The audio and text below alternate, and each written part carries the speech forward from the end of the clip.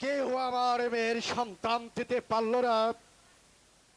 আমি একবার যদি সেই শয়তানটাকে পাই, তাহলে আমি তাকে নির্মম ভাবে করবো হত্যা। কোথায় প্রহরী?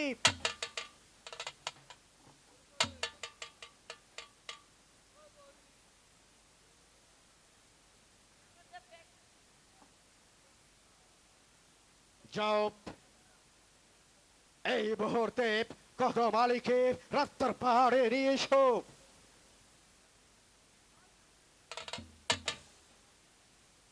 শয়তান কদম আলী, এবার তুমি বুঝতে পারবে আমার সাথে বেঈমানি করার শাস্তি কত ভয়াবহ।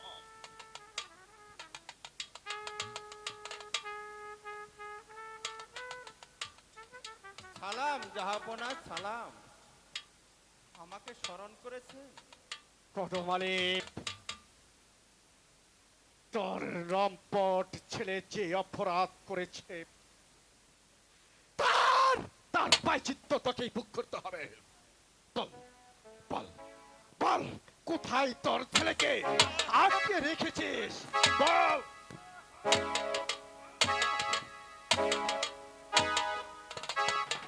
বল। আমাকে ক্ষমা করুন জাহাপনা, আমি আর বিন্দু মাত্র জানি না। আমাকে ক্ষমা করুন। তোর কোনো ক্ষমা নয় শয়তান।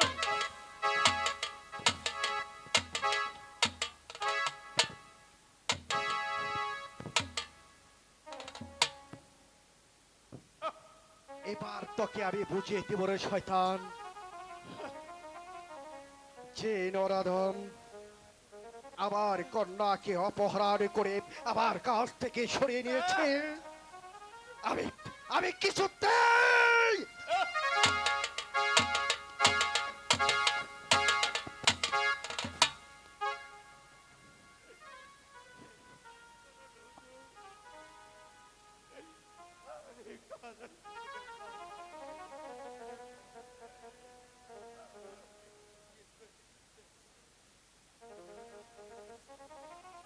বলতে পারবি না বেঈমান। আমি আমি আজ তোমার কোনো কথাই শুনবো না। তুমি যেমন করে হোক আমার এই মেয়েকে এই!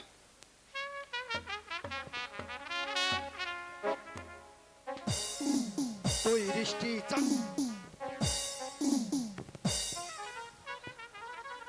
তুই তুই নিশ্চয় জানিস আমার রেখাকে কোথায় লুকিয়ে রেখেছি। বল বল বল শয়তান।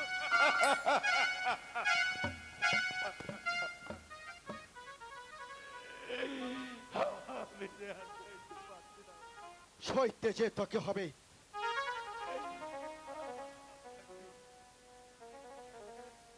না, তোর কথা মানে সইতেই হবে। এই কথা মানে, যতক্ষণ পর্যন্ত তুমি ওই লেখার সন্তান না বলবে, ততক্ষণ পর্যন্ত আমার হাতের চাবুক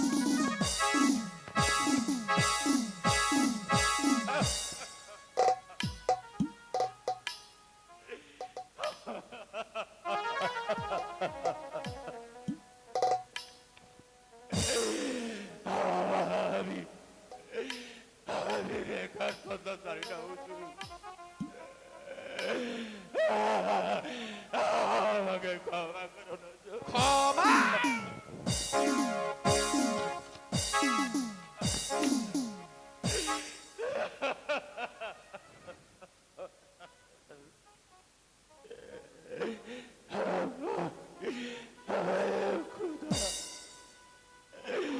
তুমি কি দেখতে পারছো না?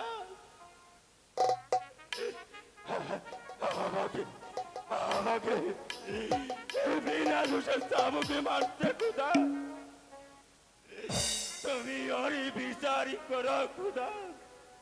অভিশাপ দিচ্ছিস কদম আলী, বিচার তো খোদা করবে না, বিচার করব আমি।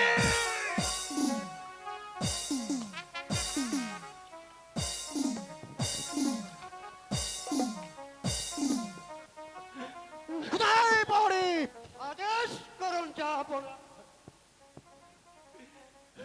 বন্দি করো তুমি এই কদমালিকে, নিয়ে যাও অন্ধকার কারাকক্ষে।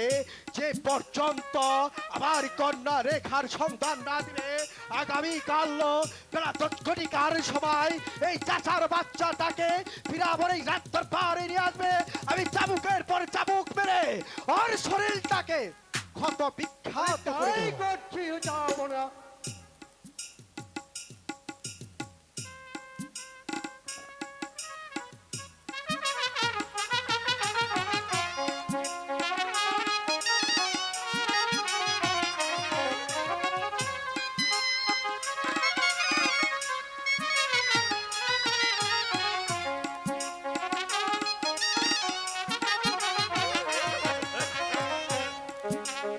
নিয়ে যাও প্রহরী। হ্যালো হ্যালো,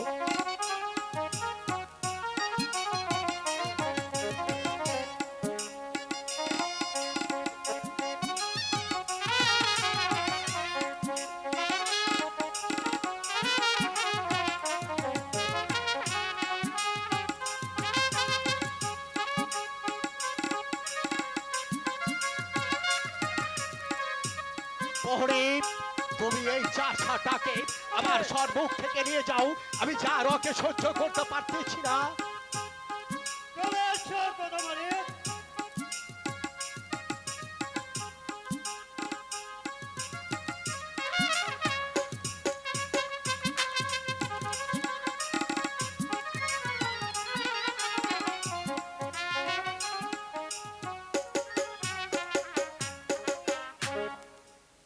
আসতে পারি জাহাপনা, আসতে পারি?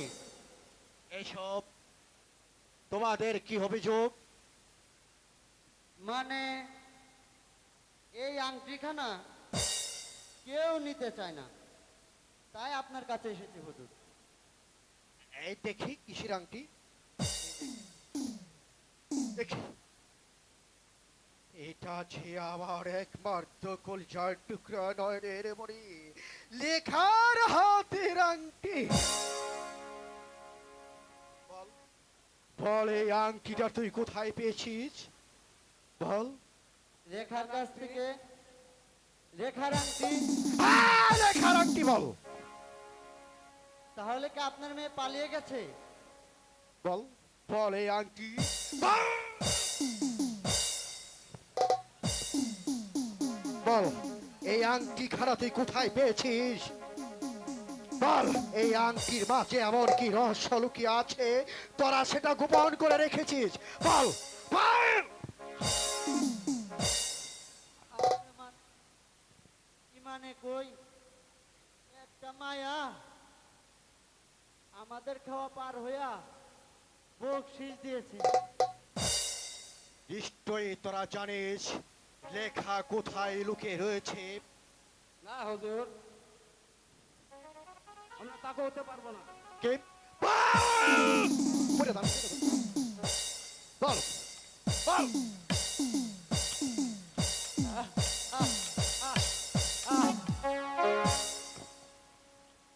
কেমন করে যে পলাতে হবে তা আমার বেশ ভালোভাবে জানা আছে। বল বল বল। হুজুর আমি মাপ চাই। বল, ওদেরকে কোথায় লুকিয়ে রেখেছিস? কার মারবেন না হুজুর? মারব না। তোরা যে পর্যন্ত লেখার সন্ধান না দিতে পারবি ততক্ষণ পর্যন্ত আবার হাতের চাবুক খানা দিয়ে তোদের পিঠের চাপ আমি তুলে ফেলবে। বল!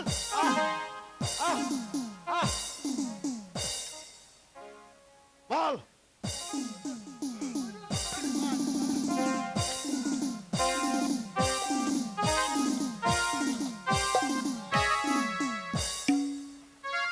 মানে আমি কিছুই বলতে পারবো না। আংটি এই শালাই রেখেছে। মারলে ওকে মারুন। তোমাকেও যে আমি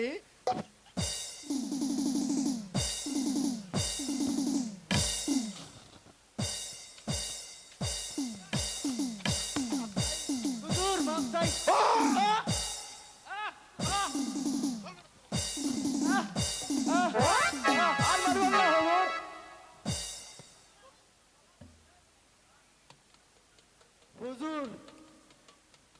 আর এইভাবে মাইরেন না, একবারে মরে যাবো। মরে যাবে? কোথায় প্রহরী? এই শয়তান দুটোকে বন্দি করে নিয়ে যাও অন্ধকার কারাকক্ষে। আগামীকাল সকাল 10 ঘটিকার সময় আবার এই শয়তান দুটোকে হাজির করবে।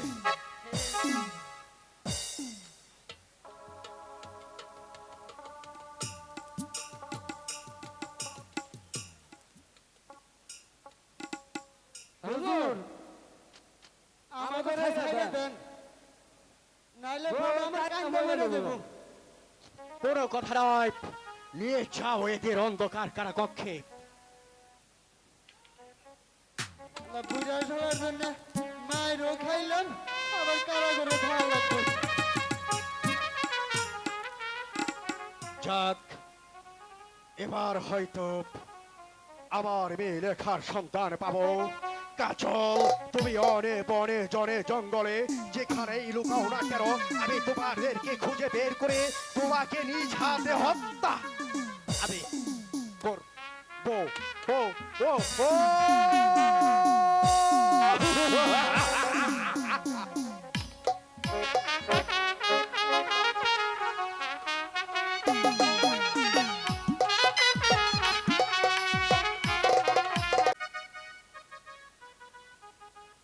ওজি সাহেব, আমি হলাম এই বিশাল ভুবন রাজ্যপুরের মহান অধিপতি। আমার রাজ্যে হিন্দু মুসলমান কিভাবে কাল যাপন করছে তা আপনি বলতে পারেন?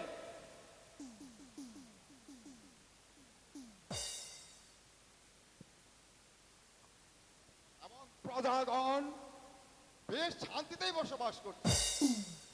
ওজি সাহেব, আমার রাজ্যময় ঘোষণা করে দিন, হিন্দু মুসলমান সবাই ভাই ভাই, একই মায়ের সন্তান। আমি তাই করব, যা পড়া আমি তাই করব। কারণ আমরা দুই জাতি এক হয়ে মিলেমিশে থাকতে পারলে আমাদের রাষ্ট্র শক্তি চিরদিন অক্ষুণ্ণ থাকবে। হা হা, তাই করতে হবে ওজি সাহেব। আমি চাই এই দুই জাতি মিলেমিশে আমার এই ভুবনপুর রাজ্য একটি নিরপেক্ষ শক্তিশালী রাজ্য করে তুলতে।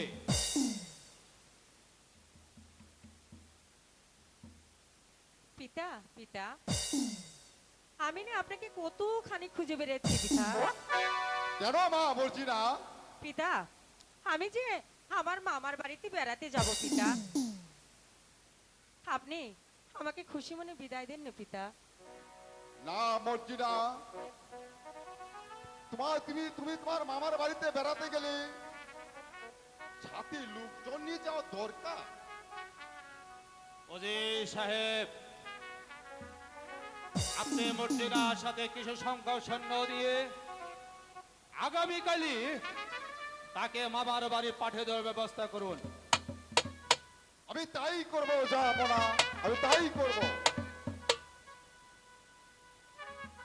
ওজি সাহেব, চলো মর্জিনা।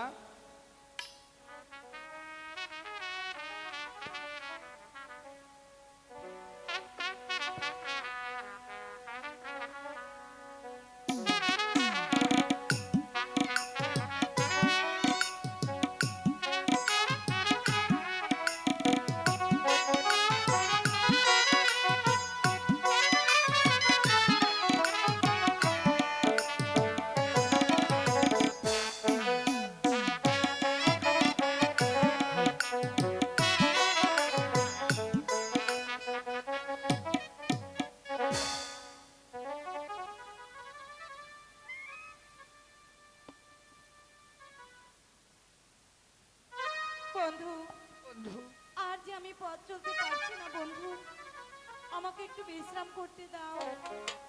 তাই চলো বন্ধু।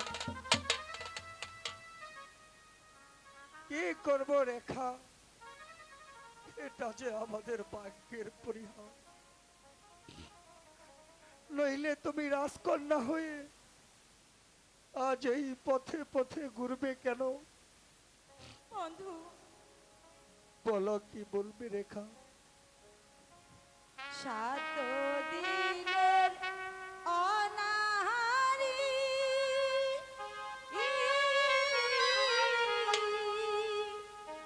কিছুই নাহি খায় গো, খোদার জানায় কাজ হলে না কেমনে এহেতে যাবো। রেখা, আমার প্রাণের রেখা, রেখা।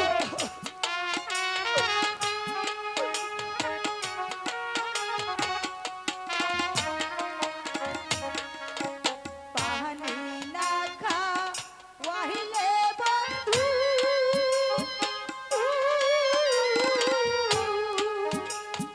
বাজব না জীবনে গো, তোমারি সম্মুখে আমি মরিব।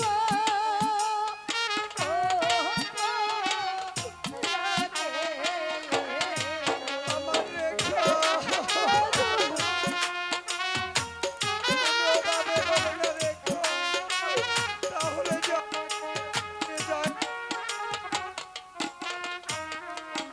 বন্ধু, আমাকে একটু পানি এনে দাও বন্ধু। হ্যাঁ বন্ধু, পানি ছাড়া যে আমার কলিজা ফেটে যাচ্ছে।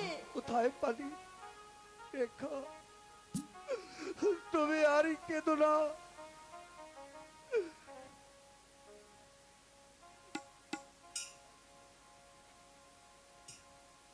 রেখা, আমি তোমাকে যেমন করে বসে যাব তুমি সেখানেই থাকবে।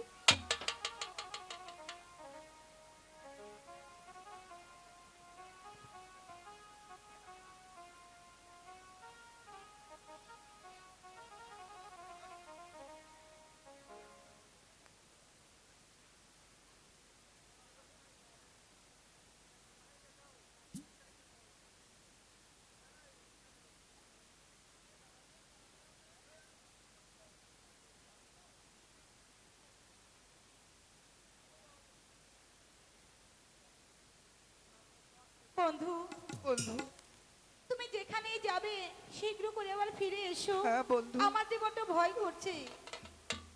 কোনো ভয় নেই রেখা। এই পিস্তল খানা হাতে নিয়ে তুমি এখানে বসে থাকো, আমি এক্ষুনি ফিরে আসবো। ঠিক আছে যাই বন্ধু।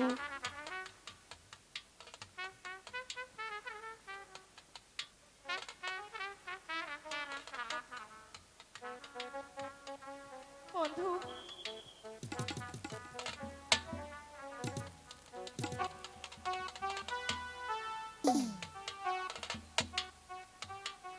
একই কার যেন অদ্ভুত হাসি শোনা যাচ্ছে। তাহলে কি আমরা কোনো দানবের আড্ডা এসে পৌঁছেছি? না না বন্ধু,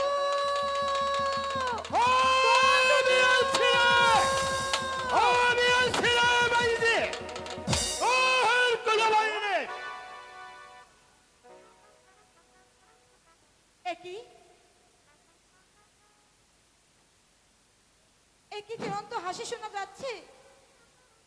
তাহলে কি আমরা দানবের আড্ডা এসে পৌঁছেছি? বন্ধু, তুমি কোথায় বন্ধু? আমার যে ভীষণ ভয় হচ্ছে।